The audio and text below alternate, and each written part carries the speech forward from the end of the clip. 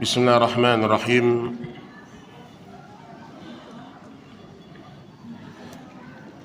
Assalamualaikum warahmatullahi wabarakatuh.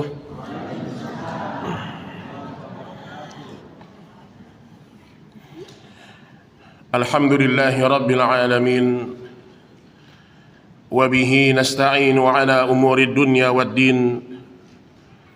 Wassalatu wassalamu ala ashrafil anbiya wal mursalin wa ala alihi wa sahbihi wa man sara ala nahjihi wa tamassaka bi sunnatihi ila yaumiddin. Ya ayyuhalladzina amanu taqullaha haqqa tuqatih wa la tamutunna illa wa antum muslimun. Ya ayyuhan nasu taqu rabbakumul ladzi khalaqakum min nafsin wahidah وخلق منها زوجها وبث منهما رجالا كثيرا ونساء واتقوا الله الذي تساءلون به والأرحام إن الله كان عليكم رقيبا. أما بعد فإن أصدق الحديث كتاب الله وخير الهدي هدي محمد صلى الله عليه وسلم وشر الأمور محدثاتها فإن كل محدثة بدعة وكل بدعة ضلالة وكل ضلالة في النار. Kaum muslimin dan kaum muslimat, para ikhwan dan akhwat rahimani wa rahimakumullah. Alhamdulillah, kita bersyukur kepada Allah pada pagi hari ini. Allah kembali mudahkan kita untuk berkumpul di rumahnya yang mulia, berkumpul di salah satu tempat dari rumah-rumah Allah subhanahu wa ta'ala. Dan kita beriman kepada rumah Allah, beriman dengan semua fadilah yang ada di dalamnya. Kita meyakini bahwa rumah Allah, Baitullah, dia lebih utama, dia lebih mulia, dia lebih suci, dia lebih dicintai oleh Allah, lebih daripada bangunan apapun di dunia ini, sekalipun hotel berbintang 5. Harusnya ibu-ibu ditegur, Pak. Harusnya ibu-ibu lebih bahagia belajar di masjid daripada belajar di hotel. Apalagi bayar 1 juta sekali kajian. Harusnya seorang penuntut ilmu, dia lebih nyaman, lebih bahagia, lebih suka belajar di rumah Allah daripada belajar di tempat-tempat yang lain. Karena barakah hanya turun di rumah Allah. Kalau kita belajar dimanapun manfaat, tapi kalau kita bicara barakah tempat, maka tidak ada yang lebih berkah daripada rumahnya Allah subhanahu wa ta'ala. Ini ana sampaikan di awal kajian karena mulai sebagian orang tidak mau menghadiri kajian-kajian di masjid, tapi lebih memilih, nanti aja kalau ada kajian di hotel-hotel bintang 5, nanti ada kalau ada kajian-kajian khusus yang sekali kajian bayar 400.000, bayar 1 juta baru saya hadir. Maka kata para ulama, turun ayat kepada Nabi sallallahu alaihi wasallam. Turun ayat Allah yang dibawa oleh malaikat Jibril kepada Nabi ketika Nabi sallallahu alaihi wasallam sedang berada di majlis bersama para sahabatnya. Datanglah orang-orang kafir Quraisy yang mereka mengatakan, "Ya Muhammad, kami mau duduk di tempatmu ini, tapi tidak ingin duduk bersama orang-orang fakir dari kalangan sahabat." Maka Allah turunkan ayat kepada Nabi sallallahu alaihi wasallam, ولا تطرد الذين يدعون ربهم بالغداة والعشي يريدون وجهه. Ya Muhammad, jangan engkau usir mereka dari tempat itu, karena mereka adalah orang yang berzikir kepada Allah pagi dan petang hari. Ini ayat dijadikan oleh para ulama bahwasanya yang namanya majelis ilmu, hukum asalnya boleh dihadiri oleh siapapun tanpa ada batasan dalam menghadiri majelis tersebut. Maka mudah-mudahan kita memiliki hati yang dimudahkan oleh Allah Subhanahu wa taala untuk bisa memandang sebuah kebenaran adalah kebenaran dan sebuah kebatilan adalah sebuah kebatilan. Baik jemaah sekalian rahimani wa rahimakumullah. Bapak Ibu, sebelumnya saya mau tanya, kalau kajian di spanduk 9:30, Ibu datang 9:30 beneran? Hah? Hah? Jam 9? Masya Allah. Taib jemaah, taib. Tadi saya berangkat dari rumah 9:30, Bu, dengan perasaan penuh tidak merasa bersalah. Kenapa? Karena saya berpikir gini, bukan saya berpikir, saya ada rasa-rasa perasaan gini.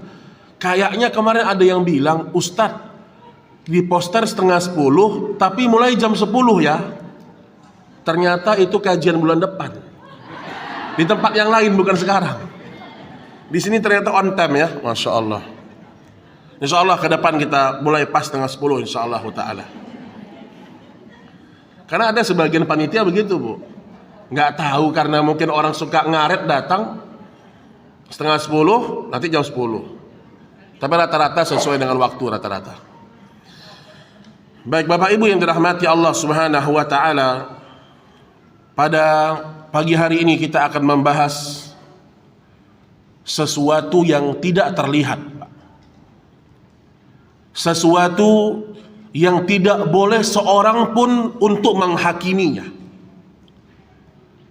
Dan sesuatu itu hanya antara kita dan pencipta kita yang paling tahu. Dia adalah sesuatu yang berkaitan dengan al-qalbu, hati. Sebelumnya saya ingin sebutkan bahwasanya di dalam agama Islam, kalau seorang berkata bertakwalah kepada Allah, datang sejumlah ayat sangat banyak, Pak. Di khutbah Jumat, khatib mengatakan, ya ayyuhalladzina amanu taqullah haqqa tuqatih. Wahai orang-orang yang beriman, bertakwalah kalian kepada Allah.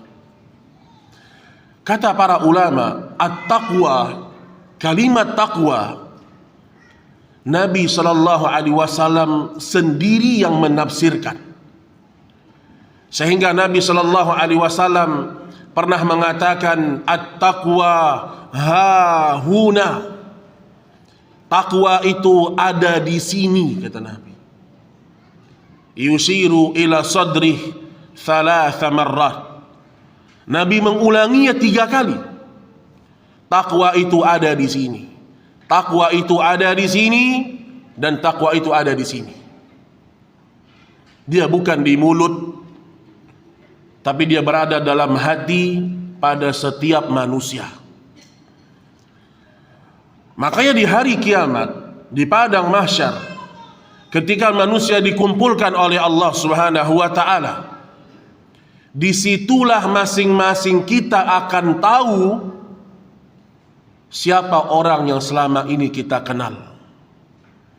Allah mengatakan, yauma tublas sarair, akan datang hari di mana tublas sarair, akan dibongkar hakikat diri seseorang. Kata para ulama tafsir, yauma tublas sarair, akan dibongkar segala sesuatu yang selama ini tidak terlihat pada diri seseorang, termasuk masalah hati. Maka besok di akhirat baru kita tahu, oh ternyata si fulan ini dia bukan orang soleh, dia penjahat. Kapan Pak? Di akhirat. Oh ternyata orang yang fakir ini, orang yang tidak punya ini, orang yang penampilannya lusuh ini, di dunia dia nggak dianggap sama orang, Pak. Nggak dianggap dia. Tapi di akhirat, yauma tublas sarair, hari di mana dibongkar semua hakikat seseorang. Ternyata dia seorang yang spesial di sisi Allah. Maka yang ingin saya katakan, kita belajar agama ini bukan untuk merendah-rendahkan saudara kita, bukan. Kita belajar agama ini bukan untuk menuding-nuding orang, bukan. Kita belajar ayat-ayat Allah, kita membaca hadis-hadis Nabi yang mulia, agar kita mampu bersimpuh di hadapan Allah, agar kita menjadi orang yang semakin lembut kepada manusia, semakin penyayang kepada kaum muslimin, semakin peduli kepada orang-orang fakir. Itulah tujuan kita belajar. Maka para ulama mengatakan dari firman Allah, yauma tublas sarair fama lahu min quwwati wala nasir. Maka pada hari itu tidak berguna apa yang kalian miliki, dan tidak pula ada kekuatan, dan tidak ada seorang pun yang bisa menolong kalian. Maka menjadi sesuatu yang penting, kita bukan hanya memperbaiki zohir pada diri kita. Zohir diri kita ini tidak dilihat sama Allah. Di dunia, mayoritas manusia menilai orang dari zohir, zohir. Tapi di akhirat tidak ada yang menilai zohir kita, tidak ada yang melihat zohirnya kita. Tapi di akhirat Allah Subhanahu wa ta'ala melihat di dunia dan di akhirat hanya hati. Kalau manusia di dunia, kata Ibnu Qayyim, mereka melihat zohirnya orang. Sedangkan di akhirat manusia akan mengetahui hakikat seseorang dari hatinya. Tapi Allah di dunia dan di akhirat menilai manusia tetap sama. Nabi sallallahu alaihi wasallam mengatakan, "Innallah la yanzur ila suwarikum wa amwalikum." Sesungguhnya Allah Rabbul Izzah tidak pernah melihat kepada wajah kalian. Apa bahasa lain wajah, Pak? Hah? Bahasa Jawanya apa, Bu? Hah? Muka. Allah tidak lihat kepada mukamu, enggak lihat.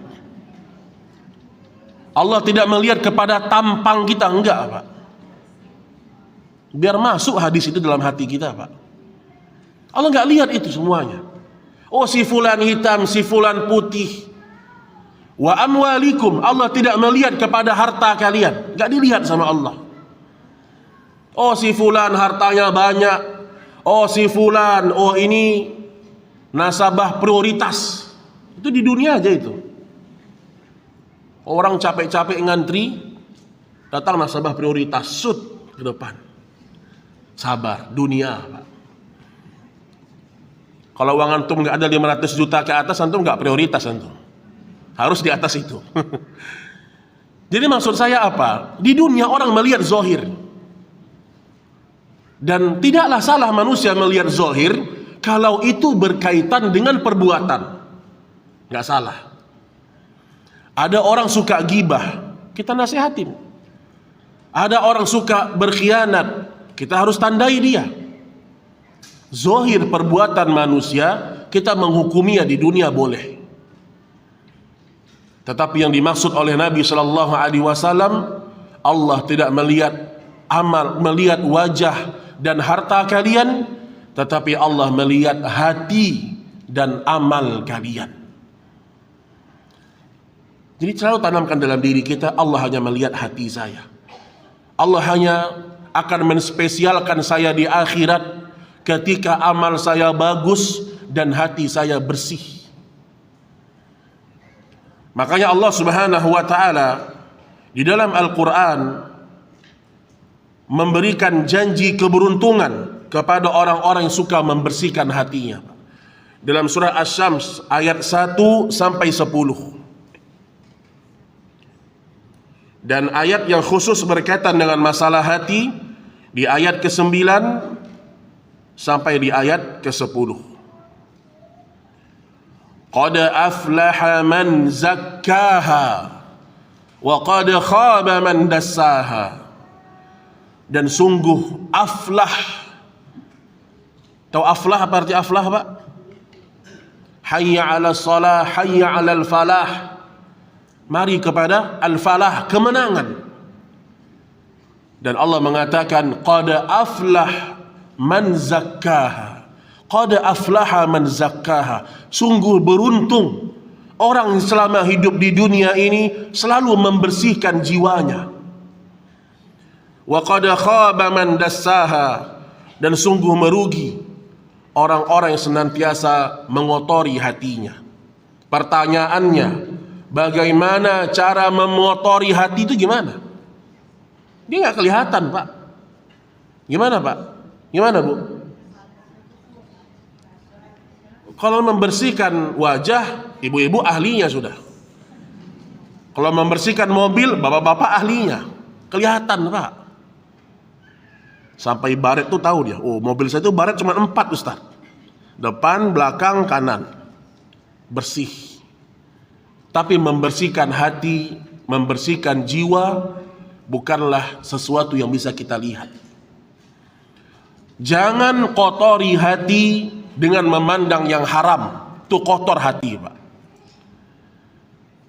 Jangan kotori hati dengan mendengar sesuatu yang haram. Aib manusia, ingin tahu tentang kehidupan orang lain.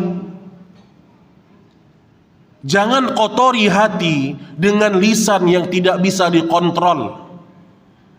Maka Nabi mengatakan, atman lahul jannah man yatman li ma baina lihyayhi wa rujulaihi aw fakhidaihi atman lahul jannah. Siapa yang bisa menjaga antara kedua mulutnya atau di antara jenggotnya, maksudnya adalah mulut, lisan, dan menjaga apa yang ada di antara kedua kakinya, atman lahul jannah. Aku jamin dia masuk surga. Ini yang ngomong bukan saya, Pak. Yang ngomong adalah as-sadiqul masduq. Manusia yang dibenarkan Allah dan apa yang dia ucapkan selalu benar. Coba Bapak Ibu bayangkan, kalau datang kepada Bapak Ibu seorang yang bernama Muhammad bin Abdullah dan dia Rasulnya Allah, kemudian mengatakan di hadapan kita, wahai fulan, kalau kamu jaga mulutmu dan kamu jaga kemaluanmu, aku jamin engkau masuk surga. Kira-kira, Pak, kita bakal jaga atau tidak? Kita jaga sekuat tenaga, Pak. Maka sebenarnya sama. Walaupun kita tidak langsung mendengarnya dari Nabi, tapi karena itu adalah hadis yang sahih. Ketika kita membacanya, selalu hadirkan hati Nabi sedang ngomong sama saya. Secara kinayah, secara perenungan. Kalau begitu cara kita membaca ayat Allah, begitu cara kita merenungi hadis Nabi, kayaknya sedikit kita tergelincir. Cuman yang jadi masalah, hadis Nabi hanya sekedar sebagai penambah wawasan kita. Dan memang ada orang yang belajar agama itu bukan untuk membersihkan hati, cuma untuk mencukupkan agenda pertemuannya selesai jam 5. Maksudnya apa Ustaz? Ada orang buat kajian Pak, itu murni karena dunia. Terutama kalau sudah acara-acara kantor dan acara utamanya bukan acara pengajian. Saya pernah mengisi tausiah cuman dikasih waktu 5 menit. Masya Allah. Tonton tuh. Itu yang saya bilang, hanya mengisi agenda pertemuan. 5 menit dikasih waktu Pak. Subhanallah. Saya berpikir, saya mau ngomong apa ini 5 menit? Innal hamdalillah belum selesai Pak. Apalagi alhamdulillah pelan. Innal hamda, ya selesai. 5 menit dikasih waktu Pak. Nggak bisa lebih Pak. Nggak bisa Ustaz, ini waktu cuma 5 menit. Oh saya senang lah sebenarnya 5 menit. Cuman saya berpikir, kok ada orang kayak gini gitu loh, mengatur waktu kajian. Dan itu berada di bulan Ramadan dan acaranya menjelang berbuka puasa 5 menit. Dari pagi mereka membahas urusan dunia, rapat di ruangan ini 2 jam, pindah ke ruangan ini 2 jam, pindah nanti habis zuhur lagi 2 jam. Untuk ngaji sesaat Pak, 5 menit mereka Pak. Bagaimana bisa bersih hati kita ini belajar agama Pak? Makanya akhirnya sebagian ilmu agama disampaikan kepada sebagian orang yang seperti itu, masuk telinga kanan, keluarnya telinga kanan. Gak sempat masuk ke otak itu, gak sempat Pak. Gak sempat. Masuk sini, keluar sini lagi. Terbukti 5 menit itu saya pakai waktunya untuk apa, tahu nggak? Agar kita laki-laki nanti sholat maghrib, yuk sama saya di masjid. 5 menit itu saya pakai ayat masalah sholat. Karena saya yakin mereka pasti nggak sholat. Ini petinggi-petinggi ini Pak. Petinggi-petinggi di acara-acara kantor. Ada di rootnya, ini bukan perusahaan kecil. Datang petingginya, orang, hormat. Lihat manusia, dengan manusia begitu hormatnya Pak. Oh Ustaz tahu nggak ini bapak ini Ustaz, ini dulu di root tahun sekian. Dalam hati saya, nggak butuh saya itu, nggak butuh saya. Dan kita ini belajar Pak. Semua orang kita hormati, bukan karena kedudukannya. Demi Allah kalau ada orang yang tua jalan depan kita, kita nggak tahu dia ini seperti apa. Demi Allah agama mengajarkan kita lebih pantas lebih awal memberikan salam sama dia. Itu agama Islam Pak. Tapi sebagian orang begitu menghadapi manusia, itu karena kotornya hati Pak. Ini hati udah terlalu banyak memintanya kepada manusia, berharapnya sama manusia.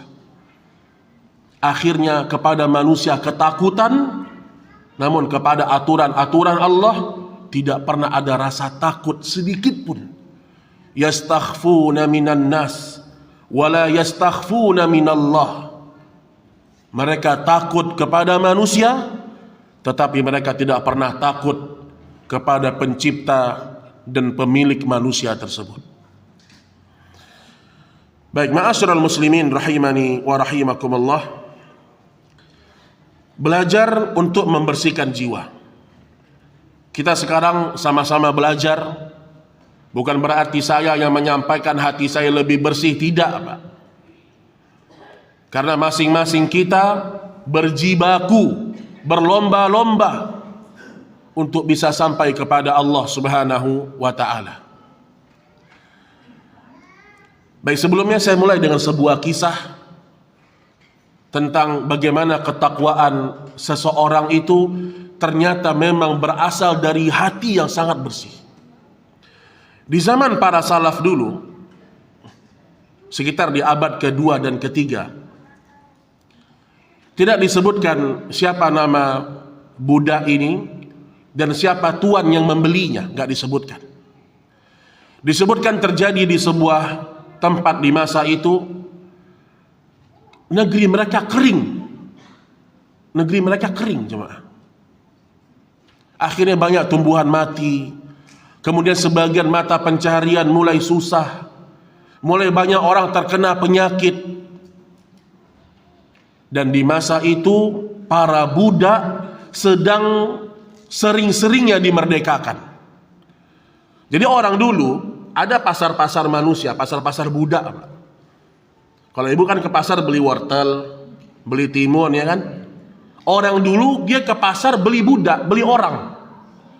Orang berbaris dilihat. Oh, nih saya pengen budak yang ini nih. Kamu punya skill apa? Oh, saya bisa untuk menanam. Oh ya, saya beli kamu dengan harga sekian. Kamu bisa apa budak ini? Oh, saya bisa menunggangi kuda dengan baik. Bisa mengantarkan kalian. Dibeli budak itu.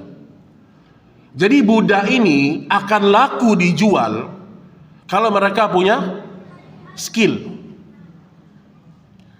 Maka ada salah seorang yang kaya pada waktu itu, dan dia orang yang soleh.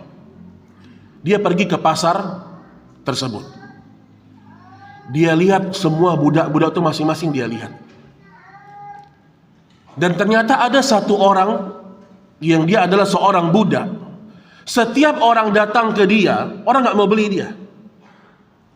Datang orang pertama, gak minat sama budak ini, pergi. Datang orang kedua, gak minat lagi, pergi. Budak yang gak laku gitu loh Pak. Gak laku. Maka datanglah orang ini. Dan sebenarnya ada kisah yang terjadi antara dia dengan budak ini. Nanti saya akan ceritakan. Ada sesuatu yang terjadi antara pembeli ini dengan budak ini sebenarnya.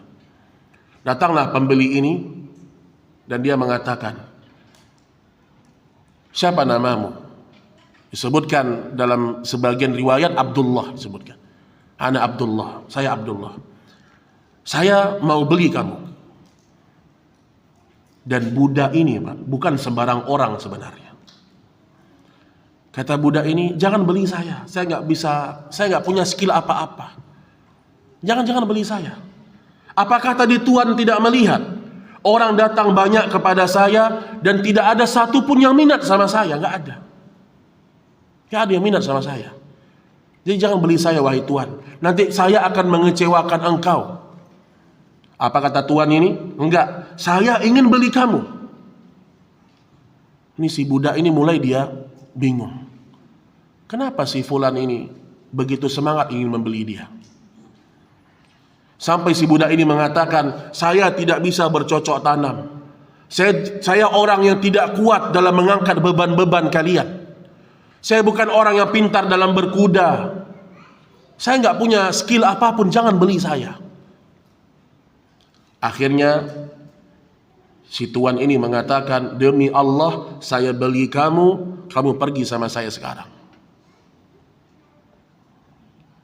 Karena si budak ini, dia tidak ingin membuat kecewa pembelinya. Dia bilang, kenapa kau ingin beli saya?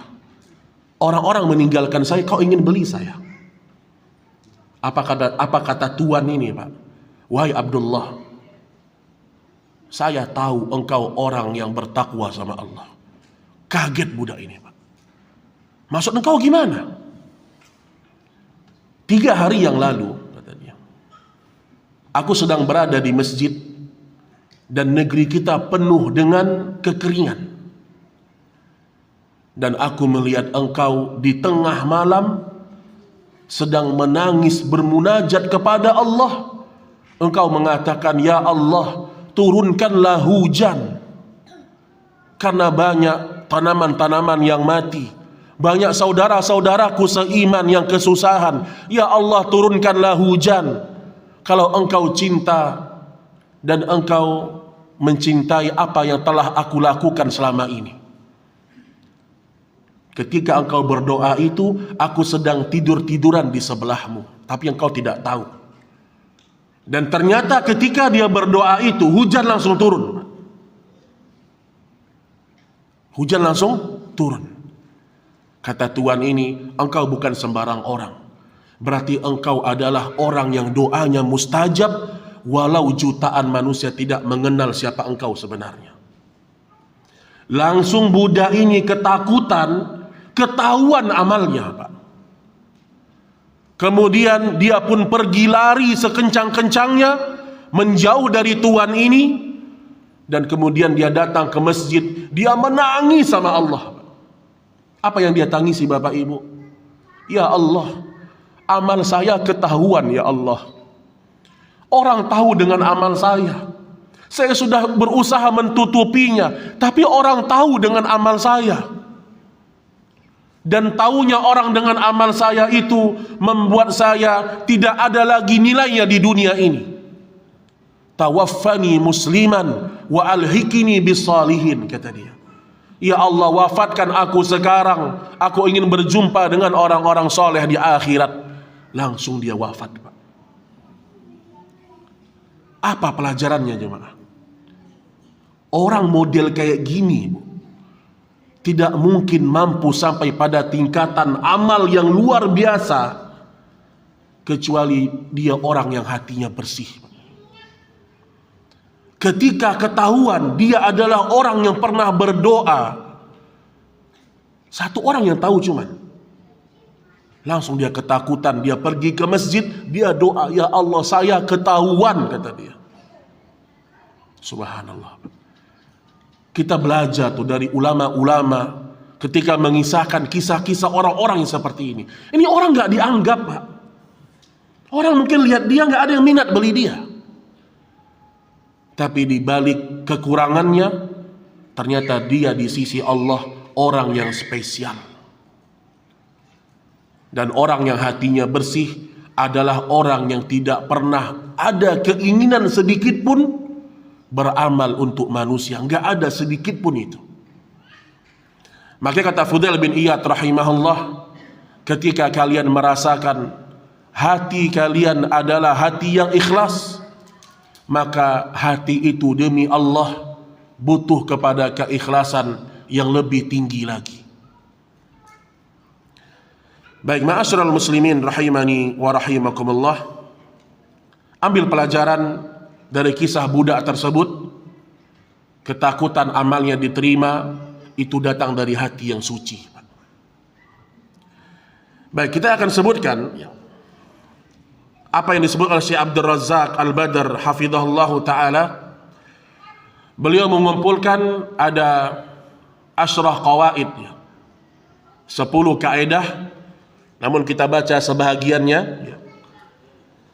Bagaimana cara mensucikan jiwa, kaedah-kaedah pensucian jiwa. Kaedah yang pertama, agar hati kita suci dan bersih, beliau menyebutkan,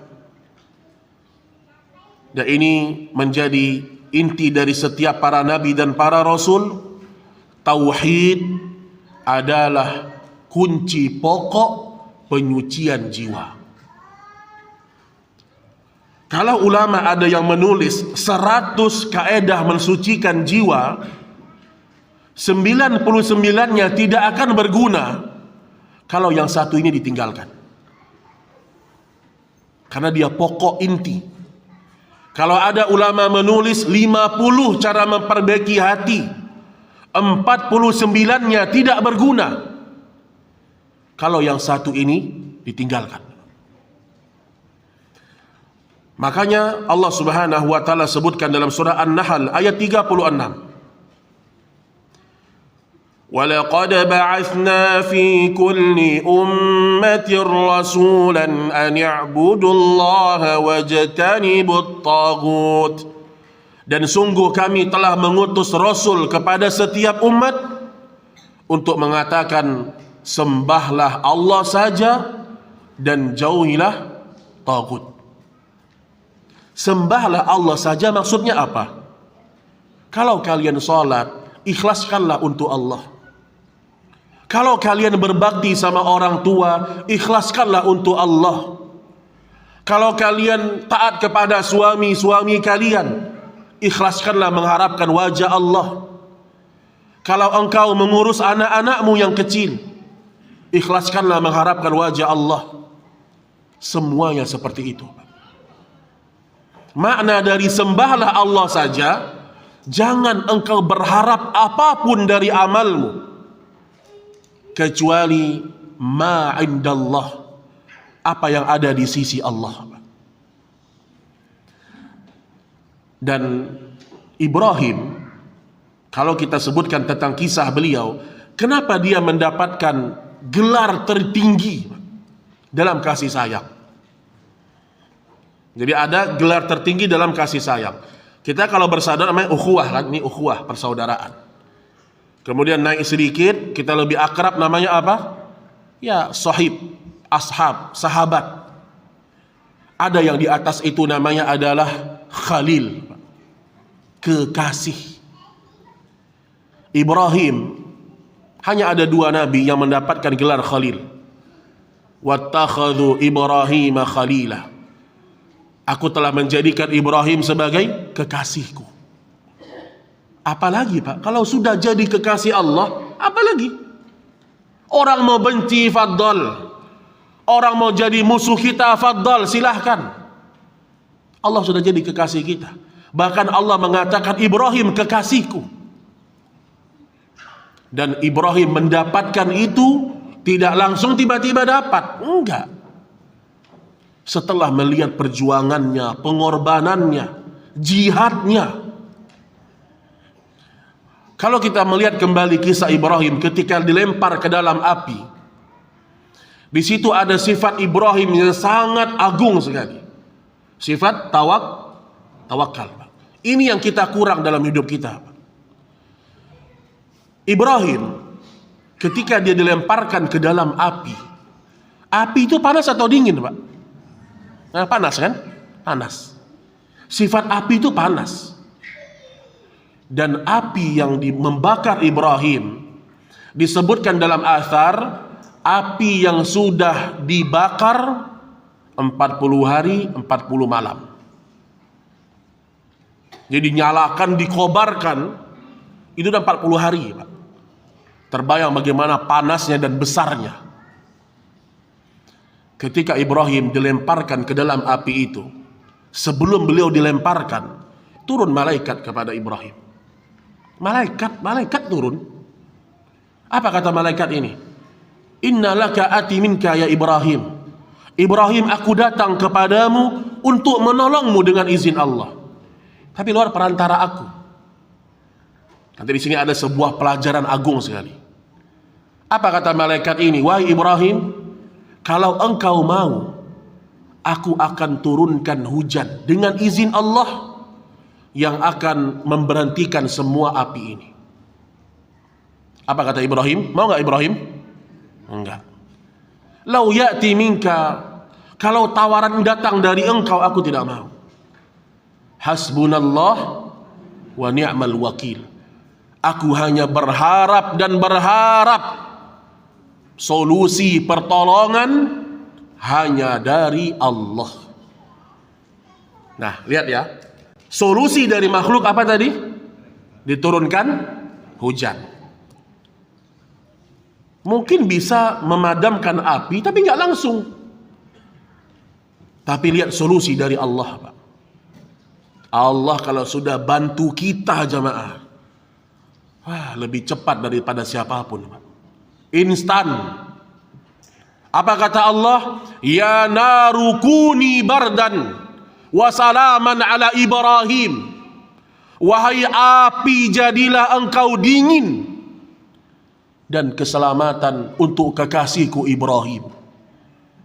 Langsung dingin api itu. Kata para ulama, apa pelajarannya? Kalau seorang memilih pertolongan makhluk, maka solusinya lama.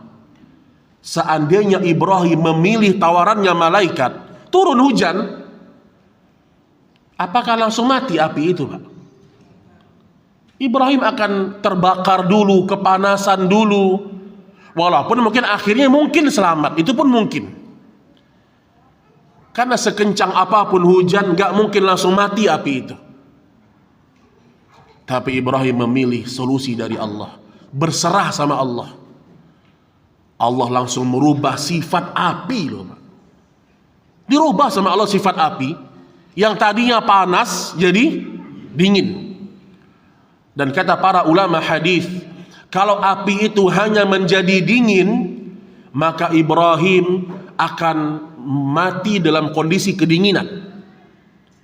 Tapi Allah tambahkan wasalaman ala Ibrahim, dan keselamatan untuk Ibrahim. Apa kata ulama, Pak? Kalau andainya Allah hanya mengatakan jadilah dingin, Ibrahim akan mati dalam kondisi kedinginan. Tapi Allah tambahkan wasalaman ala Ibrahim, dan keselamatan untuk kekasihku Ibrahim.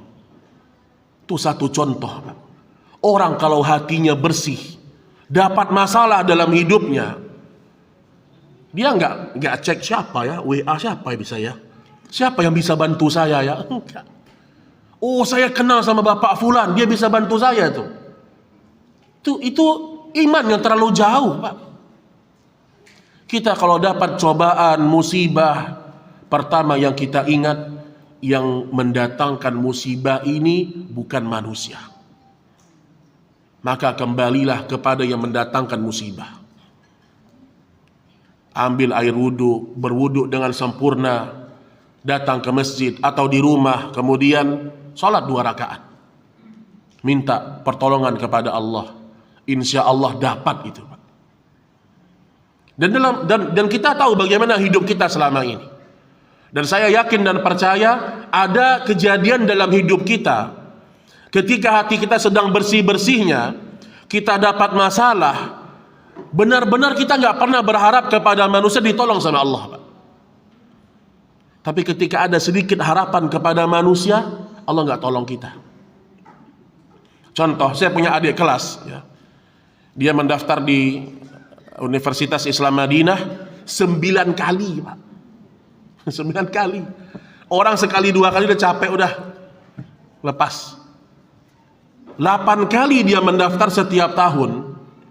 Dia selalu serahkan nomor tolab, rakam tolab itu, nomor pendaftaran, kepada ustadz-ustadz yang dia kenal. Ya, ustadz yang mungkin di situ kuliahnya, atau dia kasih kepada syekh supaya syekh ini melobi kepada kampus. Setiap tahun dia kasih nomor, dia kasih ke syekh itu. Orang-orang mengatakan insya Allah ente lulus insya Allah. Tahun depan nggak keluar namanya. Coba lagi, kasih lagi, nggak keluar namanya. Sampai dia sudah berusia 29 tahun. Di pendaftaran yang ke-9, dia cerita sama saya, Ustadz, ketika saya daftar yang ke-9, saya nggak berharap siapapun nolong saya. Udahlah. Manusia ini nggak bisa diharapkan, memang nggak bisa diharapkan. Apalagi antum melihat gaya-gayanya orang Saudi, Pak. Orang Saudi, ya, memang mereka terkenal dengan mujamalah. Mereka suka memberikan harapan sama kita.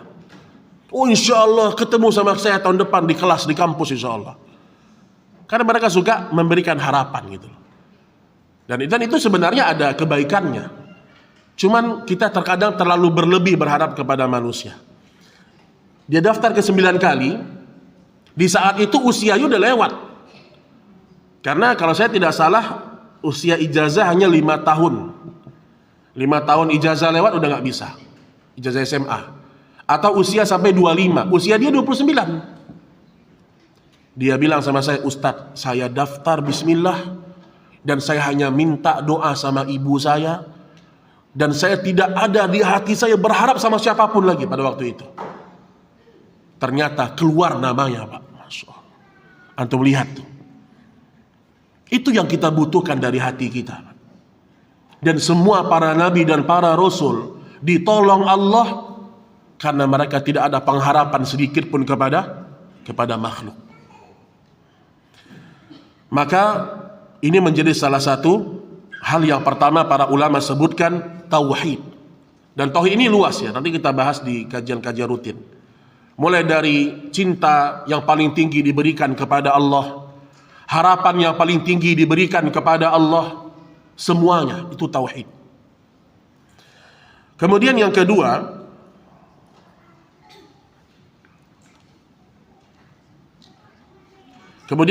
yang Syekh Abdul Razak hafizahullah taala sebutkan,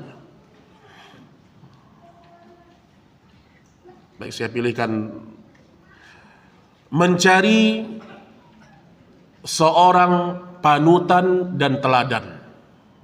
Nah, ini penting. Dalam kita membersihkan hati kita, kita tidak bisa sendirian. Tauhid yang paling penting tadi, muhasabah diri, bertaubat sama Allah. Tapi kita butuh faktor-faktor pendukung. Di antaranya yang kedua adalah mencari seorang sebagai panutan dan teladan. Dalam surah Al-Ahzab ayat 21, Allah Subhanahu wa taala berfirman, "Laqad kana lakum fi Rasulillahi uswatun hasanah liman kana yarjullaha wal yawmal akhir wa dzakarallaha katsira." Sungguh telah ada pada diri Rasulullah uswatun hasanah, suri teladan yang terbaik. Untuk siapa? Liman kana yarjullah wal yawmal akhir, bagi orang yang ingin berjumpa dengan Allah di hari akhirat, wa dzakarallaha katsira, dan mereka menyebut-nyebut Allah dalam zikirnya sangat banyak.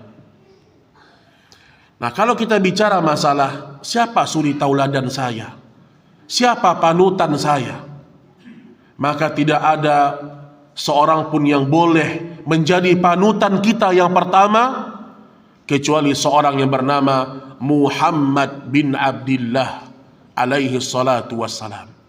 Pelajari semua tentang beliau, semuanya, Pak.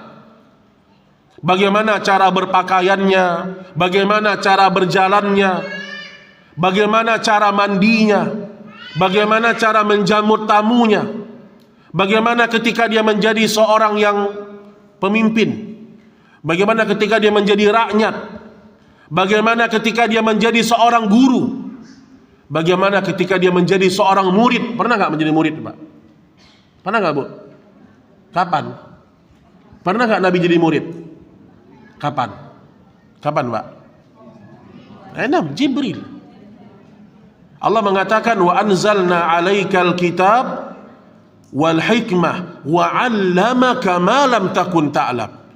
Kami turunkan kepadamu ya Muhammad Alkitab dan Al-Hikmah, dan kami ajarkan kepadamu.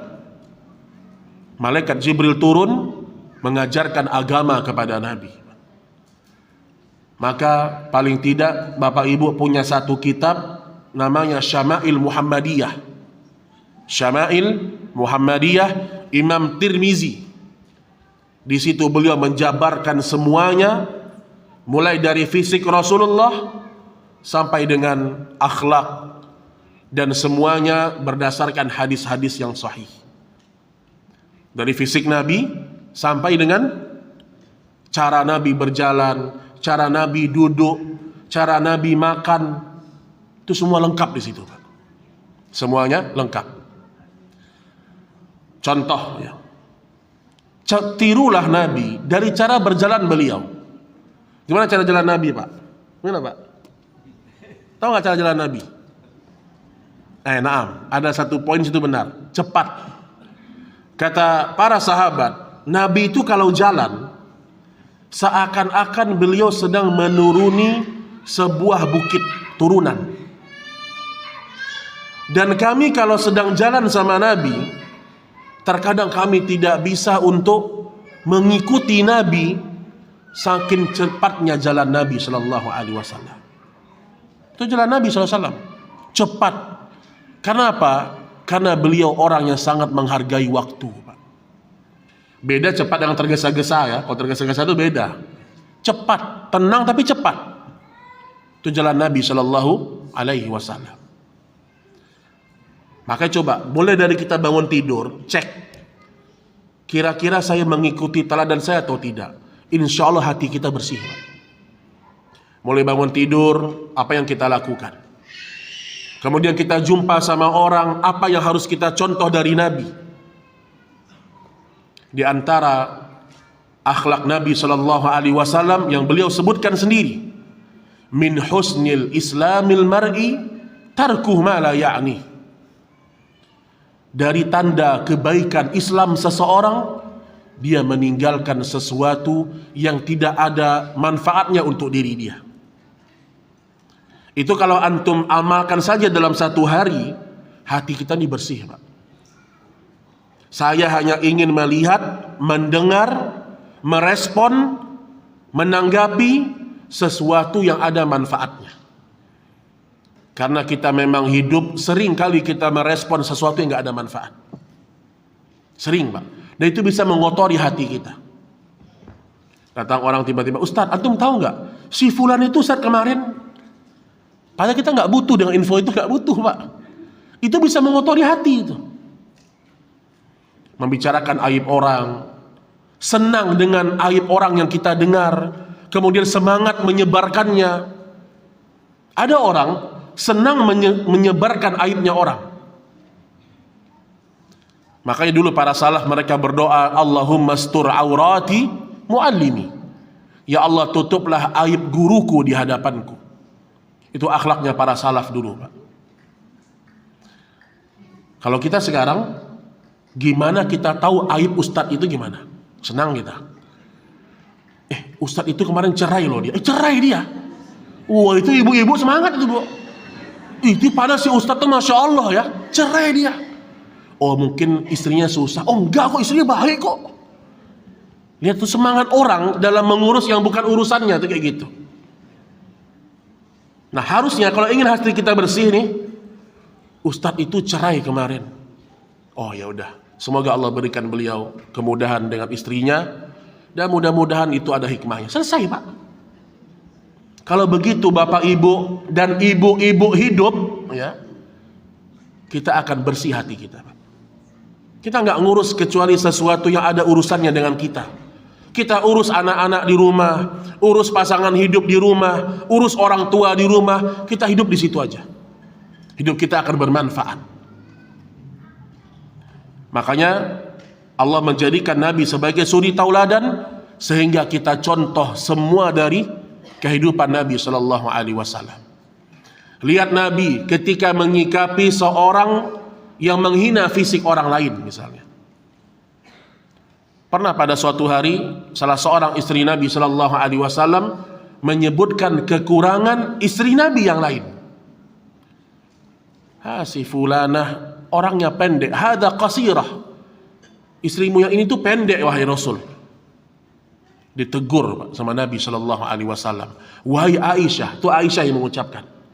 Wahai Aisyah, kalau ucapanmu tadi ini dimasukkan ke dalam lautan, itu lautan kering. Masya Allah, Pak. Itu bahasa-bahasa Nabi itu kayak gitu. Ucapanmu ini dimasukkan ke dalam lautan, mengering lautan tadi. Maksudnya apa? Saking dahsyatnya ucapan itu, berat di sisi Allah ini, Pak. Pertama, dia menghina fisik orang, satu. Yang kedua, orang itu tidak ada di tempat itu. Pasti akan mengotori hati. Jadi hati ini terkotori karena banyak hal. Karena banyak hal. Su'uzon, buruk sangka sama orang. Padahal Nabi mengatakan apa? Iyyakum wadzan fa inna dhanna akdzabal hadits. Hati-hati kalian dengan prasangka. Nah, kadang-kadang ya, dalam kehidupan sehari-hari, walaupun kita sudah ngaji, kita juga prasangka sama orang. Makanya saya senang tuh kalau ada panitia itu dia mengamalkan tauhidnya, Pak. Terutama ketika si ustadz mendadak tidak bisa hadir. Itu amalkan tauhid. Udah buat pengajian nih, Bu. Ibu udah siap-siap semuanya, panitia disebarkan. Jam 10 misalnya kajian. Ternyata ada ustadz kita jam setengah 10 ngelapor dia. Terus ngelapornya cuma kayak gini. Assalamualaikum, afwan, ana tidak bisa hadir. Wah, itu tauhid ibu diuji itu, Bu. Maksud saya apa? Disitulah waktunya mengamalkan tauhid. Apakah kita akan suuzon sama ustadz itu, atau kita berprasangka baik sama ustadz itu? Karena saya pernah menggantikan ustadz yang sama 3 kali, Pak. Itu juga orangnya. Dan saya jadi prasangka buruk jadinya. Ustadz tolong badalkan Ustadz ini. Kok beliau lagi? Badal lagi. Ternyata ketika saya ngisi, dia ngisi di tempat lain. Astagfirullah. Ya kadang-kadang prasangka itu ada benarnya. Cuman maksud saya, kalau kita nggak tahu apapun, memang Ustadz itu bilang saya nggak bisa hadir, afwan. Udah, ibu jadi orang yang keren. Baik Ustadz, semoga Allah mudahkan. Wah itu keren itu Pak. Yang nggak keren kayak mana? Kenapa Ustadz? Kau udah sibuk kita kemarin. Kita kan udah janji mau ketemuan. Indonesia, wah itu nggak keren itu. Itu tidak mengamalkan tauhid itu. Dan biasanya panitia yang kayak gitu. Dan kalau kita cek memang nggak pernah ngaji tauhid. Ada yang kayak gitu Pak. Benar-benar si Ustadznya mungkin sakit atau dia nggak apa gitu. Panjang chatnya. Masih bisa diusahakan nggak Ustadz? Ustadznya bilang anak nggak bisa hadir. Masih bisa diusahakan nggak? Jadi maksud saya begini Bapak Ibu. Secara teori kita tahu dengan husnuzon, suuzon kita tahu. Tapi praktek lapangan, bukti, kita butuh pembuktian. Nah kadang-kadang orang yang datang kepada kita, kejadian yang kita dapatkan dalam hidup kita ini, itu ujian untuk kita. Ujian untuk kita, untuk mengatur bersihnya hati kita atau tidak. Baik, makanya Allah Subhanahu wa taala, Al-Imam Ibnu Qayyim rahimahullah taala menyebutkan tentang ini.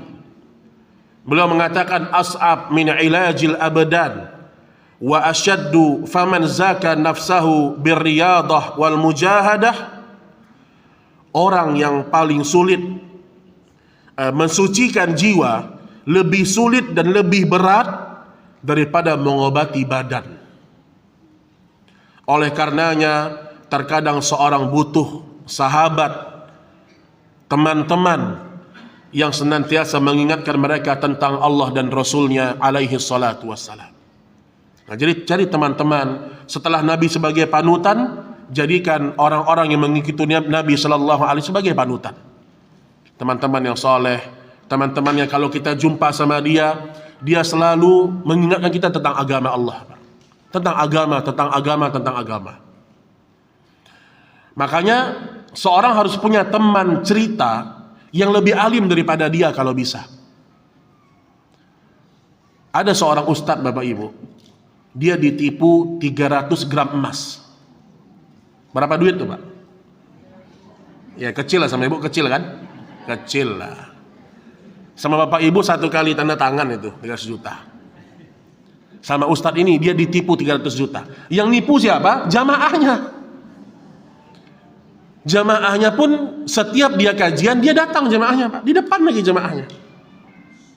Dia minta maaf sama ustadz, afwan ustadz, anda belum bisa kembalikan. Dan gak lama setelah itu orang ini hilang. Ditelan bumi gak tahu kemana. Ustadznya WA gak dapat.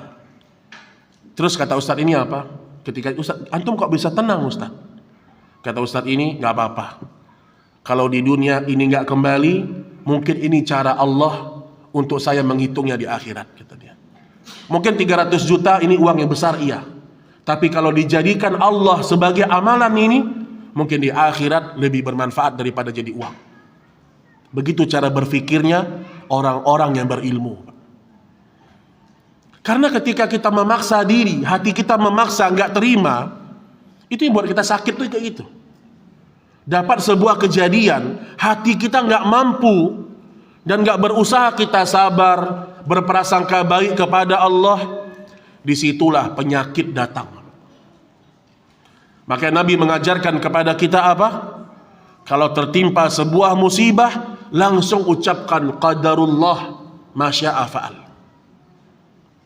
Dan Syekh Utsaimin mengatakan orang yang terbiasa hidupnya kayak gitu dan dibuktikan, harus dibuktikan ya. Pertama apa manfaatnya? Pertama, hatinya akan lebih tenang. Satu. Yang kedua, tidak ada penyesalan dalam hatinya karena dia tahu Allah akan menggantinya. Dan yang ketiga, menghindari perselisihan di antara kita dengan orang lain. Contoh. Bapak belikan Ibu apa Pak? Istri misalnya. Apa yang mahal apa sih? Ibu-ibu minta mahal apa biasanya Pak? Ah? Cincin.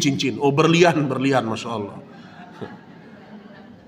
Antum nabung-nabung belikan berlian istri. Atau cincin lah. Biar masuk akal sedikit ya, cincin. Cincin. Dan antum tahu istri antum ini orangnya memang teledoran. Kalau dia wudhu, cincin diletak di bawah, sering lupa. Antum ingatkan terus, ma ini nanti tolong ya, hati-hati.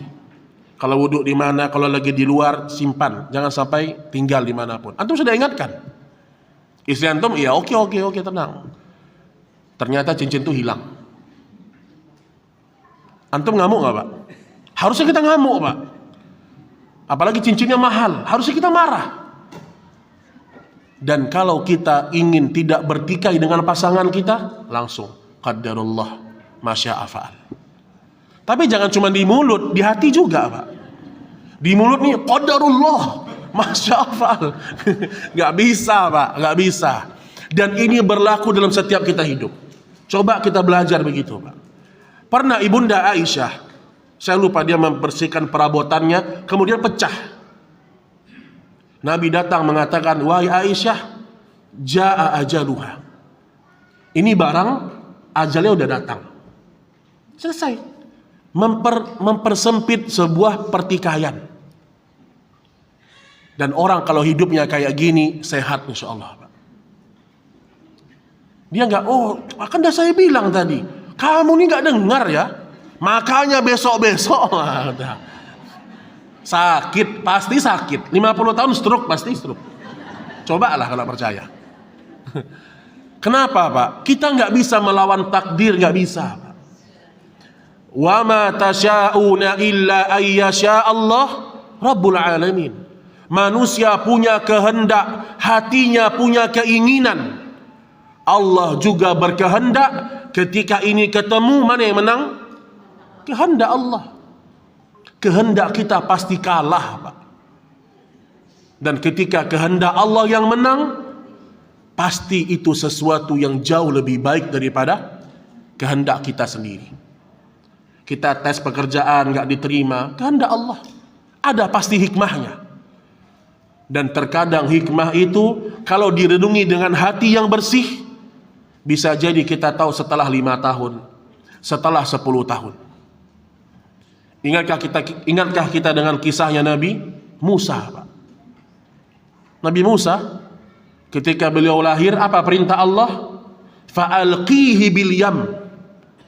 Ibunya Musa dikatakan kepada Allah, wahai ibunda Musa, apa? Hanyutkan Musa. Fa'alqihi fil yam. Ibu bisa nggak menghanyut anak bayi, dihanyutkan di lautan? Maka apa kata Allah? Wala takhafi wala tahzani. Jangan engkau sedih, jangan engkau takut. Nah, apa kata para ulama? Ini pelajaran besar. Apa kata para ulama tafsir? Biasanya dalam menjalani perintah Allah, kita nggak jadi mengerjakan karena kita takut atau karena kita sedih. Itu biasanya menghalangi kita tuh Pak. Makanya ketika ibunya Nabi Musa menghanyutkan Musa, apa kata Allah? Wala takhafi wala tahzani. Dan urusannya aku kembali kepadaku, kata Allah. Dan ternyata benar. Ternyata takdirnya Allah, ibunya Nabi Musa sendiri yang nanti menyusukan anaknya di istana. Cara Allah Subhanahu wa taala untuk mengangkat kedudukan Nabi Musa dan ibunya. Dan banyak yang seperti itu kehidupan para nabi dan para rasul. Dua sifat ini Pak. Hati kita jangan terlalu takut dan jangan terlalu sedih. Kata Imam Ibnul Jauzi, hada khaslatani yajurruhuma syaitan.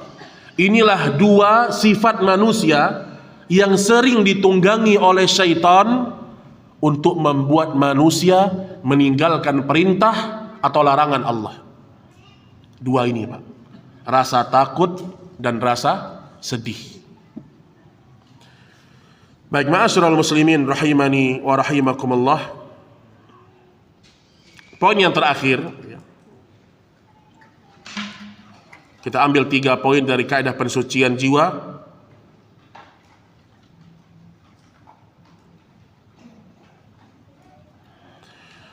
Bahwasanya Syekh Abdul Razak Al-Hafidhahullah Ta'ala mengatakan zikr al-maut wal liqa ilallah. Hati yang bersih harus dipelajari, harus senantiasa merenungi kematian. Kematian. Mengingat kematian dan momen perjumpaan dengan Allah. Coba ingat-ingat, kalau kita punya ayah, punya ibu, sudah meninggal. Dan kata para ulama, biasanya usia 40 itu usia yang sangat rentannya ujian, 40 itu Pak. Karena biasanya usia 40 itu banyak orang tua meninggal. Anak-anak sudah mulai besar. Usia 40. Dan kita lihat ayah ibu kita sudah meninggal. Kita mungkin punya pasangan hidup sudah meninggal. Mungkin ada di antara kita anak yang sudah lebih dulu meninggal. Keluarganya, tetangganya. Coba pikirkan, di mana mereka sekarang? Alam barzakh. Di alam barzakh, Pak. Dan mereka nggak bisa lagi menambah amal mereka. Dan kalau ada sebuah penyesalan yang harus mereka sesali, tidak ada lain kecuali kurangnya mereka beramal. Maka Allah mengatakan dalam surah Al-Hasyr ayat 18, Ya ayyuhalladzina amanu ittaqullaha wal tanzur nafsum ma qaddamat lighad. Hai orang-orang beriman, bertakwalah kepada Allah dan lihatlah apa yang telah engkau siapkan untuk hari esok. Al-Hasyr 18. Hai orang-orang beriman, lihatlah apa yang telah engkau persiapkan ma qaddamat li ghadin, untuk hari esok. Lihat bahasa Allah, Pak. Allah mengatakan besok. Allah mengatakan besok. Kenapa, Pak? Padahal mungkin kita mati tahun depan, atau mungkin kita mati 10 tahun lagi. Kenapa Allah katakan besok? Anda bisa jawab enggak? Apa ayatnya salah nih? Enggak. Karena di sisi Allah, umur manusia tidak lebih daripada esok hari, satu hari. Di sisi Allah, di akhirat, ya atau tidak? Allah mengatakan dalam Al-Quran, Qalu kam labithtum fil ardi adada sinin. Allah besok di padang mahsyar mengatakan kepada manusia semuanya, wahai penduduk mahsyar, kam labithtum fil ardi adada sinin. Berapa tahun dulu kalian hidup di dunia? Sebagian penduduk mahsyar menjawab, labithna yauman au ba'da yaum. Hanya ada 2 jawaban, Pak. Yang satu mengatakan, ya Allah, kami dulu hidup di dunia hanya 1 hari, esok hari, 1 hari. Dan sebagian menjawab sebagian dari hari. Yang menjawab esok hari adalah umur umat manusia dari zaman Nabi Nuh. Karena umur mereka 1000 tahun. Karena sebagian ayat Quran menyebutkan 1000 tahun di akhirat, 1000 tahun di dunia, 1 hari di akhirat. Maka semua penduduk mahsyar menjawab sebagiannya 1 hari kami hidup. Dan kita umat Nabi Muhammad yang usianya berapa, Pak? 60 sampai 70. Wa yaqillu man yazidu ala dzalik. Dan sedikit yang lebih daripada itu. Kita akan menjawab, saya hidup di dunia sebagian dari hari. Dan tidak ada satupun yang berani menjawab, kami hidup di dunia yaumain, nggak ada. 2 hari nggak ada. Salasa ayyam, 3 hari tidak ada. Lihat pendeknya usia kita di dunia ini, Pak. Dan lama-lama kita kerasa. Kita punya anak, punya ponakan, baru kemarin bayi, udah besar sekarang. Udah bisa bentak-bentak ibunya sekarang. Udah bisa marah-marah sama ayahnya sekarang. Dulu kecil. Lihat cepatnya usia manusia, Pak. Cepat.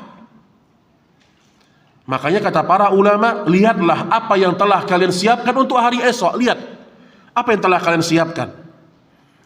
Dan Nabi SAW mengatakan, aksiru min dzikra hadzimil ladzat. Sering-seringlah kalian mengingat yang namanya pemutus kelezatan. Coba rutinkan datang ke kuburan, Pak. Rutinkanlah. Ada jadwal antum datang ke kuburan. Kuburan mana aja bebas. Jangan pula kuburan yang ada di Solo, kuburan awali. Enggak, datang aja ke kuburan. Lihat sesekali. Ini jadwal ke mall lengkap, Masya Allah. Setiap hari Sabtu Ahad ke mall ini. Tapi sekarang ngaji, Masya Allah. Tapi kita ini harus sering-sering, Pak. Sesekali hati kita keras, gak usah ngomong-ngomong sama orang, pergi aja sendiri. Pergi ke pemakaman mana, lihat kuburan, renungi. Itu yang Nabi lakukan. Bahkan sebagian para salaf dulu ya, bernama Rabi' bin Khuzaim rahimahullah. Kalau saya tidak salah Rabi' bin Khuzaim, beliau kalau sedang turun imannya, dia langsung pergi ke belakang rumahnya. Di situ dia sudah menggali kuburannya, Pak. Dia masuk ke dalam kemudian sambil menangis. Itu fi'lu salaf, perbuatannya para salaf. Dia punya lubang sendiri di sisi rumahnya. Ada di antara antum yang punya itu di rumah? Hah? Kalau bisa nih, kadang-kadang imannya harus dicambuk, Pak. Ada sebuah masjid, kota infak itu bentuknya kayak kuburan, Pak. Ada tuh masjid, kota infak itu kayak kuburan. Jadi pas lewat, mau mati saya nih. Kasih keluarin duitnya. Dan sebagian ulama salaf dulu kayak gitu. Imannya turun, mereka pergi ke sisi kuburan dan mereka menangis. Dan itulah yang pernah Utsman lakukan. Disebutkan Utsman, dia berada di sisi kuburan, kemudian nangis Utsman bin Affan. Kata para sahabat, ya Utsman, tuzkar al-jannah wan nar falam tabki. Disebutkan surga dan neraka, kau enggak nangis wahai Utsman. Sedikit engkau menangis. Kenapa sekarang engkau menangis begitu hebatnya? Apa kata Utsman, Pak? Inna hadza manzilatul ula. Atau kama qala, ini adalah manzilah pertama, persinggahan pertama. Faman yanju minha fama ba'dahu aisar minhu. Siapa yang selamat di alam kubur ini, urusan setelahnya lebih aman dan lebih mudah. Orang kalau mendapatkan nikmat kubur, berarti urusan padang mahsyar, urusan hisab, urusan mizan, urusan menyeberangi sirat lebih mudah. Di situ awalnya. Faman lam yanju minhu fama ba'dahu asyad min. Tapi siapa yang tidak selamat di alam kubur ini, di alam barzakh ini, urusan setelahnya jauh lebih berat lagi. Maka mengingat kematian akan membersihkan hati kita ini. Ingat-ingat kematian. Ada orang nipu kita, daripada kita kotor hati kita, daripada kita ngomong yang gak jelas, udah saya mau mati, mudah-mudahan ini cara Allah untuk menyimpan amal untuk saya. Ada orang gibahin kita, menjatuhkan kehormatan kita, tidak perlu kita ngamuk, Pak. Antum ini nama baik saya ya, Masya Allah. Emang ente punya nama baik ya? Kita nggak punya nama baik, Pak. Kalau orang tahu hakikat diri kita sebenarnya, kita nggak punya nama baik. Apa nama baik, Pak? Kita bukan ulama, kita bukan orang yang hafal Quran semuanya, misalnya. Kita bukan ahli tahajud. Apa nama baik yang kita punya? Maka kalau ada orang gibah kita, menjatuhkan kehormatan kita, udah. Semoga itu menjadi amal kita di akhirat. Dan itu yang Nabi lakukan. Wa idza khatabahumul jahiluna qalu salama. Kalau ada orang yang menghinamu ya Muhammad, berikan salam kepada mereka. Itu akan menjaga kebeningan hati kita. Apapun dari urusan dunia ini, dapat kita musibah, ingat kematian. Oh, ini mungkin cara Allah untuk menyimpan pahala saya di akhirat. Kalau saya sabar. Kalau saya sabar. Dapat penyakit, la ba'sa tahurun insyaallah. Mudah-mudahan sebagai penghapus dosa. Semuanya seperti itu. Dan orang yang seperti itu dalam hidupnya, insya Allah dia akan memiliki hati yang lapang. Dan hidupnya pasti bahagia dan tenang, Pak. Walau dia hidup di atas kefakiran. Saya percaya hatinya Abu Hurairah yang tidak punya tempat tinggal itu lebih kaya hati Abu Hurairah, lebih bahagia hati Abu Hurairah daripada orang yang hidup di istana negara, Pak. Lebih bahagia, Pak. Hidup di atas rumah yang mewah. Abu Hurairah nggak punya rumah, Pak. Pernah pingsan karena kelaparan. Tapi kita beriman, hati beliau pasti lebih bahagia daripada hati pemilik harta. Harta ini menyusahkan, jemaah. Tahu untuk menyusahkan. Kita harus menjaga harta, Pak. Bukan harta yang menjaga kita. Ada orang kalau misalnya, kalau tabungan Anda sampai 10 triliun, harta akan menjagamu. Ada? Ya, kita yang menjaga harta. Dan orang kalau dia punya harta, barang-barang mewah, dan di situ dia berlebih-lebihan, hidupnya akan tersiksa. Apalagi hidup dalam kemewahan. Saya punya teman, motornya, Pak, harganya cuma 7 juta, Pak. Tapi helmnya harganya 30 juta. Sehingga dia bilang, Ustadz, ini helm menyiksa saya, Ustadz. Nyesal saya beli ini, kata dia. Lebih baik kehilangan motor daripada kehilangan helm. Akhirnya apa? Kemana-mana helmnya dibawa. Coba kalau ibu punya helm harga 60 ribu, itu pun pecah setengah gitu. Tinggal di motor nggak apa-apa, Pak. Jadi maksud saya apa? Hiduplah di atas kemampuan kita, silahkan. Tapi jangan sampai harta itu menyiksa batin, jangan sampai. Karena banyak orang yang hidup di atas kemewahan, tapi nggak ada kebahagiaan di hati. Ini nggak ada. Cuman manusia memandangnya dia bahagia. Kita nggak tahu dengan orang, Pak. Ibu lihat artis-artis tuh, vlognya makan siangnya di sini, makan malamnya di negeri ini. Allah nggak mungkin dusta, Bu. Kalau dia tidak kenal sama agama, itu hanya kamuflase, tipuan aja itu, Bu. Dan kalau tidak percaya, kenapa seorang yang bernama Ronaldo, tahu Ronaldo?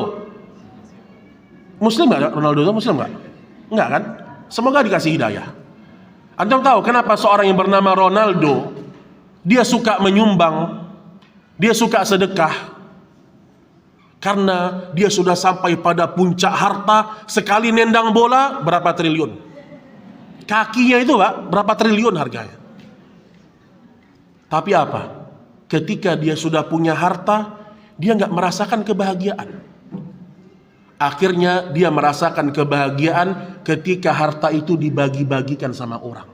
Orang mengucapkan, terima kasih ya Pak. Itu yang buat saya bahagia, kata dia, Pak. Itu yang membuat dia tidak beriman sama agama, Pak. Sekarang kita beriman kepada Allah, kita yakin kalau kita sedekah, kita yang paling bahagia pertama.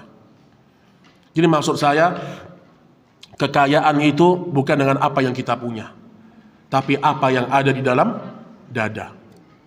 Cuman kadang-kadang anak-anak muda yang sudah banyak harta nggak masuk itu, Pak.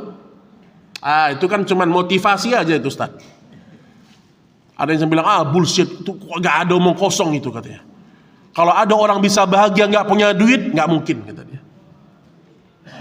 Dia karena belum tahu aja, Pak.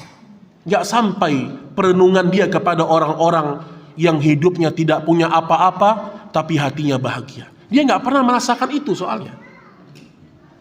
Saya tutup dengan kisah Syekhul Islam Ibnu Taimiyah. Ibnu Taimiyah dipenjara bertahun-tahun, Pak. Sampai beliau itu dipenjara dan meninggal dalam penjara. Ibnu Taimiyah rahimahullah. Tapi apa kata beliau? Kalau seandainya para raja tahu ma fi qalbi ana, apa yang ada dalam hatiku, dengan kebahagiaan beribadah kepada Allah, dengan karya-karya yang aku tulis mengajarkan manusia agama, niscaya para raja akan membelah hatiku itu dan mengambilnya sebagian agar mereka mendapatkan kebahagiaan. Tuh lihat Pak, Syekhul Islam Ibnu Taimiyah, dia bahagia karena berada di atas hidayah dan ilmu. Maka mudah-mudahan Allah membersihkan hati kita, dan semoga Allah Subhanahu wa taala menanamkan dalam jiwa kita keteguhan di atas agama Allah. Dan kalau kita tulis kehidupan dalam hidup kita ini 1, 2, 3, 4, 5, yang paling pertama harus adalah agama. Apapun dalam hidup ini, tulis 10 yang paling berharga dalam hidup ibu. Jangan tulis pertama anak, jangan Bu. Ada 10 nih. Apa yang paling berharga, paling mahal, dan harus bapak ibu perjuangkan mati-matian. Anggap 5 poin. Semakin kita berpikir apa 5 poin. Yang pertama, letakkan agama. Yang kedua, ketiga, keempat, silahkan yang lain. Letakkan agama yang pertama. Artinya apa? Demi agama aku rela kehilangan harta. Demi agama aku rela kehilangan orang tua. Demi agama biarlah aku berpisah sama suamiku, istriku. Demi agama biarlah aku macam-macam. Intinya apa? Agama harus nomor 1. Kalau tidak, kita tidak akan pernah bahagia dan hati kita akan terus kotor. Wallahu ta'ala a'lam bissawab. Ini yang bisa kita sampaikan pada pertemuan ini. Mungkin sisa waktu yang ada sedikit lagi insyaallah ta'ala. Kalau ada pertanyaan dipersilakan Bapak Ibu sekalian. Mohon maaf kalau waktunya berlebih ya. Silakan. Ada pertanyaan? Mungkin tanya sedikit dengan antara suzon dengan waspada seperti bagaimana Ustaz? Kadang-kadang kita tidak melihat seorang sudah kelakuan seperti gimana gitu, kita bersuzon terhadap kelakuan dia gitu. Ya, baik. Jadi kita sekarang waspada terhadap orang itu. Ya baik, ya ini bagus nih. Bagaimana antara suuzon dengan waspada? Yang dikat su apa arti su? Keburukan. Adzon apa? Prasangka. Dan Allah mengatakan, iyattabi'una illa dhanna wa inhum illa yakhrusun. Orang-orang yang berprasangka itu, mereka tidak pernah mengikuti apapun kecuali prasangka saja. Maksudnya apa? Dikatakan seorang berprasangka, dia tidak punya data, dia nggak punya ada ucapan, informasi, dia murni menyimpulkan sesuatu yang dia tidak punya ilmu tentangnya. Itu prasangka, Pak. Prasangka buruk tidak boleh, tapi waspada boleh. Waspada kita boleh. Dan waspada bukan berprasangka buruk, bukan. Nah, tapi kalau suuzon ini kita nggak tahu, kita nggak ada informasi sama sekali. Tidak ada hal-hal yang bisa membuat kita itu untuk mungkin dia jangan, nggak ada informasi. Kalaupun ada informasi, cari lagi informasinya sahih atau tidak. Nah, kalau kita murni menyimpulkan sesuatu bukan di atas ilmu, berarti itu prasangka. Tapi kalau kita menyimpulkan sesuatu, kemudian kita waspada karena ada ilmu yang kita punya tentang orang itu, misalnya si fulan ini kalau dia hutang ini susah ini, ketemunya mungkin 5 tahun lagi. Si fulan ini saya dengar dia kalau kerja itu nggak bagus kerjanya Ustaz, jadi antum jangan terima sebagai karyawan misalnya gitu ya. Maka jangan, itu namanya waspada ya. Jadi kalau kita sudah punya ilmu, itu namanya waspada. Kita hati-hati. Itu nggak ada masalah dalam agama kita, Pak. Sebagaimana misalnya ketika Umar bin Khattab. Umar bin Khattab ketika mengganti Khalid bin Walid, bukan sebagai panglima lagi, bukan karena suuzon kepada umat Nabi Muhammad. Kan Umar kan Khalid belum diganti kan? Tadi dia pasukan menjadi tadi dia panglima menjadi pasukan. Jadi anak buah pasukan perang. Umar mengganti Khalid bin Walid bukan karena berprasangka buruk kepada kaum muslimin. Tapi Umar menggantinya karena Umar mulai mendengar. Ada ilmu berarti kan? Ada orang mengatakan kalau Khalid yang memimpin perang, kita pasti menang. Maka mulailah Umar waspada. Diganti sama Umar Khalid bin Walid, sehingga beliau menjadi pasukan. agar orang-orang tidak berharap kepada Khalid, tapi berharapnya kepada Allah.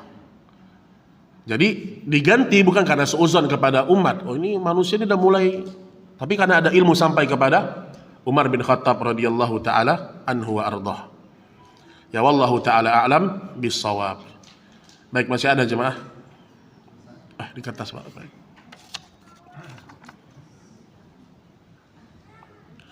Bagaimana jika seorang anak selalu menggibahkan ibunya kepada orang lain? Syukran Ustaz. Masya Allah, ibunya digibahin. Wah, ini anak durhaka atau anak baik ini Pak? Bisa jadi anak baik juga. Tahu kenapa? Tapi ini anak yang durhaka ini ya. Karena ada sebuah ucapan syair Arab mengatakan begini. Ini ucapan Ibnul Mubarak kalau saya tidak salah. Apa kata Ibnul Mubarak? Kalau seandainya gibah itu dibolehkan, saya akan menggibahi ayah dan ibu saya.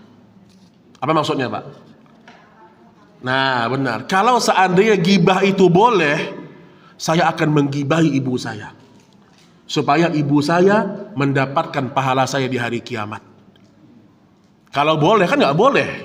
Kan kalau boleh. Kalau seandainya boleh, saya akan menggibahi ibu saya. Tapi yang ditanyakan adalah dia menggibahi ibunya, dan ini diantara perbuatan yang durhaka kepada orang tua. Ini untuk apa dia menggibahi ibunya Pak? Dalam Islam saja kita disuruh menjaga kehormatan saudara kita Pak. Ada kita tahu aib orang kita jaga, apalagi aib orang tua kita. Menggibahi orang tua, menggibahi ibu, ini dosa lebih besar daripada dosa apapun ini. Daripada dosa untuk menggibahi orang lain. Tetangga saja Bu, kata Nabi SAW, mazala Jibril yusini bil jari hatta dhanantu annahu sayuwarithu. Jibril datang terus kepadaku, menyuruhku berbuat baik kepada tetangga, sampai aku mengira tetangga itu mendapatkan warisan. Saking seringnya tetangga nggak boleh kita gibahi. Dan yang paling tidak enak ya, kita takut keluar rumah, takut dibicarakan tetangga. Ada orang begitu Pak.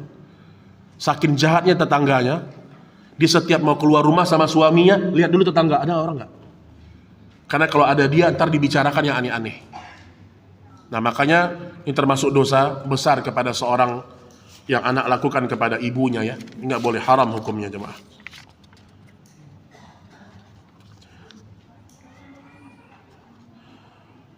Ustaz, saya ingin bertanya Ustaz, apakah mudah menangis adalah salah satu tanda lembutnya hati? Bagaimana dengan orang yang jarang menangis? Jazakallah khairan. Orang yang sering menangis, kalau tangisan itu adalah jujur karena rasa takutnya kepada Allah, bukan riaan kepada manusia, maka dia termasuk 7 golongan yang akan dinaungi Allah di padang mahsyar. Kata Nabi sallallahu alaihi wasallam, rajulun da'a rabbahu fafadat ainah. Yang mendapatkan naungan di padang mahsyar, golongan yang ketujuh adalah seorang yang bangun di malam hari, kemudian dia berdoa kepada Allah, meneteslah kedua air matanya. Kata Nabi sallallahu alaihi wasallam, air mata yang menangis keluar karena menangis takut kepada Allah, itu adalah air mata yang tidak disentuh oleh api neraka. Umar bin Khattab, di bawah matanya Pak, ada semacam garis hitam. Dan seakan-akan ini hitam itu sangat hitam sekali. Itu diantara bekas tangisan beliau di malam hari. Saking seringnya menangis sampai ada garis hitam di bawah mata beliau radhiyallahu taala anhu wa ardhah. Abu Bakar tidak bisa menyelesaikan Al-Fatihahnya karena menangis dalam sholatnya. Dan semua orang-orang soleh adalah mereka suka menangis, Pak. Tapi menangisnya mereka jujur sama Allah, bukan di hadapan orang banyak. Kalaupun di hadapan orang banyak, memang udah nggak tahan lagi. Terkadang ada seorang syekh, dia ceramah dan dia mungkin mengingat diri, dia nangis, bukan disengaja, bawaan dari hatinya. karena dia sedang menasihati dirinya sendiri. Makanya orang yang jarang menangis ya, ini juga menunjukkan hati itu terlalu keras, Pak. Keras. Kenapa keras? Saya katakan keras. Al-Quran tadinya mau diturunkan kepada gunung. Gunung nggak bisa, gunung pecah turunnya Al-Quran. Maka Al-Quran diberikan kepada manusia. Maka belajarlah kita untuk menangis ketika membaca Al-Quran, membaca buku-buku sejarah, berusaha untuk menangis. Dan kalau kita susah untuk menangis, apa kata Nabi? Fatabaka, maka tangisilah dirimu karena gak bisa nangis.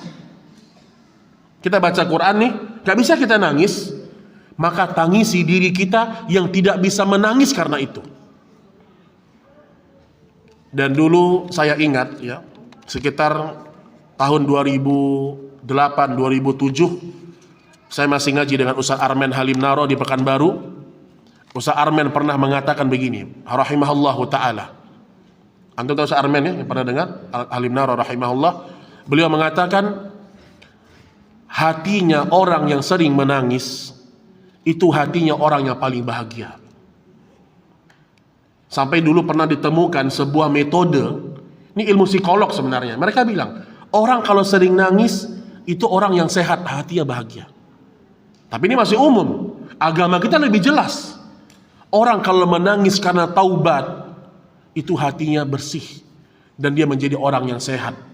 Kata Ustaz Armen, banyak orang menangis di awal-awal beliau hijrah. Setelah hijrah 2 tahun, 3 tahun setelah itu hatinya mengeras. Makanya Bapak Ibu sekalian, jangan sampai kita menjadi orang yang jarang menangis, Pak. Sering-sering kita untuk mentadaburi ayat-ayat Allah dan berusaha kita untuk merenunginya. Dan jarang nangis itu karena terlalu banyak ketawa juga. Benar lah. Kata Nabi SAW, la tukthiru ad-dahak, fa inna ad-dahik tumitul qalb. Jangan kalian sering-sering tertawa, karena ketawa yang terlalu sering, terlalu banyak, mematikan hati. Mematikan hati. Baik, ini terakhir insyaAllah. Ustadz izin bertanya, apakah rontokan bulu kucing, bulu kucing termasuk najis? Karena di rumah bisa jadi bulunya nempel di kasur, lantai, sofa dan lain-lain. Jika dibersihkan kotoran kucing di lantai, apakah harus disiram air atau dibersihkan lap tisu basah lalu dicemprot pewangi? Sudah cukup. Jazakallah khairan Ustadz. Sepertinya Anda terlalu ribet mengurus kucing Anda di rumah. Urus anak aja, Pak. Ya baik. Nanti pecinta kucing marah sama saya nih, Pak. Ini kadang-kadang ada pecinta kucing berlebihan. Berlebihan. Anaknya pagi makan Indomie. Kucingnya makan apa? 200.000 makanannya kucingnya. Oh, saya punya teman, Pak. Ada teman saya di Cempaka Putih, Bu. Dia orang Arab, Masya Allah. Baik dia orangnya. Dia tua, Pak. Umurnya sekitar mungkin 80 tahunan. Ada sebagian antum kenal di sini. Beliau Masya Allah, kucingnya berapa? Tahu Ibu berapa kucingnya? 41, Bu. 41 kucing dia punya. Tapi dia rawat, memang dia rawat dia. Tapi semenjak dia kenal sama agama, dia mulai bagi-bagikan sama orang. Karena kan dijual nggak boleh, kucing itu nggak boleh dijual. Jual beli kucing haram, nggak boleh. Nah, kalau bulu kucing tidak najis, ya. Nggak najis, nggak ada masalah. Ya. Kotorannya najis atau tidak? Najis. Ya. Kotorannya adalah najis. Ya. Jadi maksud saya, ya, kalau ibu punya kucing di rumah, ya silahkan, nggak ada masalah. Ya. Tapi jangan terlalu dia dimulia-muliakan. Sofa baru, kucing duduk di situ. Anak kita belum duduk, Pak. Kucing duduk situ. Jadi boleh punya kucing, tapi jangan berlebih-lebihan. Ya, jangan berlebih-lebihan. Dan ingat, kalau ibu pelihara kucing, ibu sedang menambah satu tanggung jawab. Ibu perhatikan makan dan minumnya. Apalagi kalau kucing itu mati di rumah ibu, dan memang matinya karena keteledoran kita bisa berdosa, Pak. Kata Nabi SAW, ada orang dalam api neraka disiksa karena dia punya kucing dan kucingnya dikunci di kamar, nggak dilepas keluar dan nggak dikasih makan juga. Ya, hati-hati, karena kucing ini dia dilepas dimanapun dia hidup, Pak. Itulah hebatnya makhluk Allah Subhanahu wa taala. Allah punya kasih rezeki sama dia. Makanya boleh punya kucing silahkan, tapi jangan berlebih-lebihan, karena itu merendahkan kedudukan manusia. Ya, kedudukan manusia. Wallahu taala a'lam bissawab. Ya, jadi cukup ya dibersihkan ya. Ya pakai air sudah cukup sebenarnya. Tapi kalau masih terasa bau-baunya kurang nyaman, ya dikasih sabun juga nggak ada masalah. Ya, nggak ada masalah. Wallahu taala a'lam bissawab. Ini yang bisa kita sampaikan pada pertemuan ini. Semoga bermanfaat. Wassallallahu ala nabiyyina Muhammad. Subhanakallahumma wa bihamdik. Asyhadu an la ilaha illa anta astaghfiruka wa atubu ilaik. Assalamualaikum warahmatullahi wabarakatuh.